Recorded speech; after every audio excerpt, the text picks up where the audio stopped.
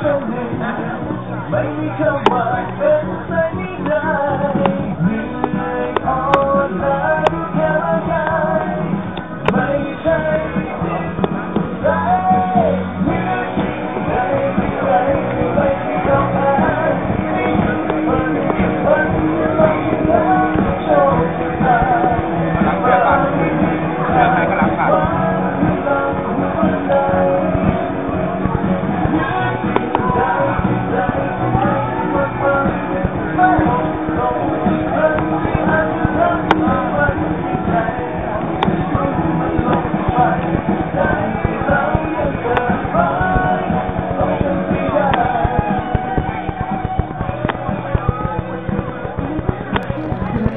่าเชียงใหม่ 11:35 น.ประกาศผลการแข่งขันซอฟต์บอลประเภททีมชาย 11:40 น.ประกาศผลการแข่งขันซอฟต์บอลประเภททีมหญิง เวลา 11:45 น.ประกาศผลนักกีฬาดีเด่นทั้งประเภททีมชายและประเภททีมหญิง 11:50 น.ประกาศผลผู้ฝึกสอนดีเด่นทั้งประเภททีมชายและทีมหญิงค่ะและเวลา 11:55 น.ประธานในพิธีกล่าวปิดการแข่งขันกีฬาซอฟต์บอลค่ะ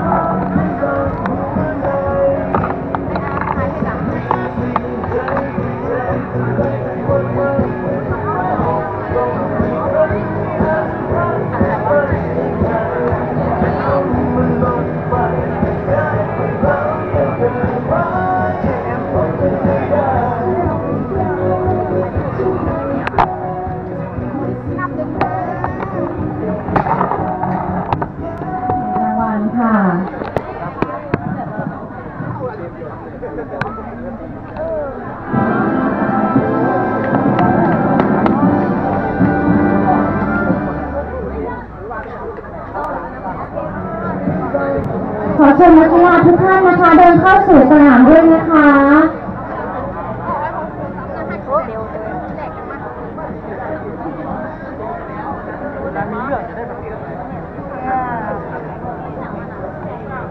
ค่ะการแข่งขันโปรดยืนให้เกียรติการเชิญชมประจำจังหวัดขึ้นสู่ยอดเสาค่ะ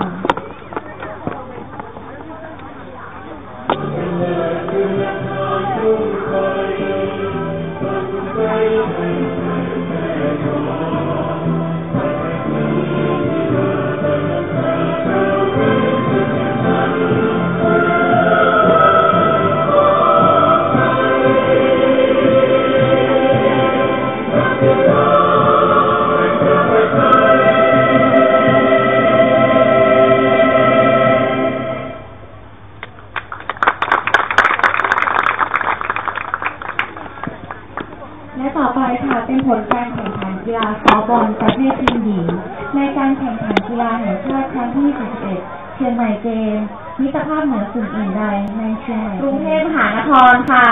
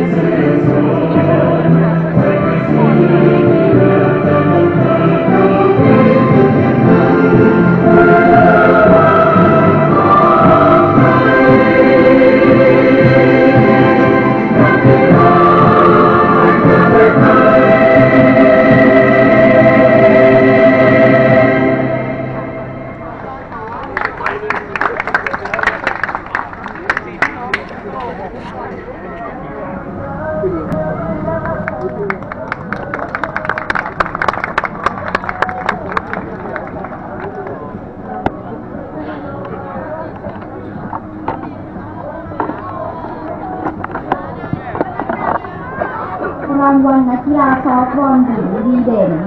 ได้แก่ นางสาวสุมาลีสวนสรา นักกีฬาซอฟต์บอลประเภททีมหญิงกรุงเทพมหานครค่ะ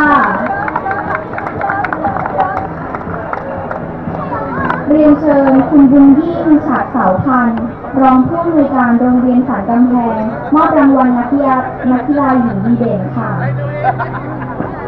ไม่ได้เว้ยมองว่าเป็นกว่าไม่ได้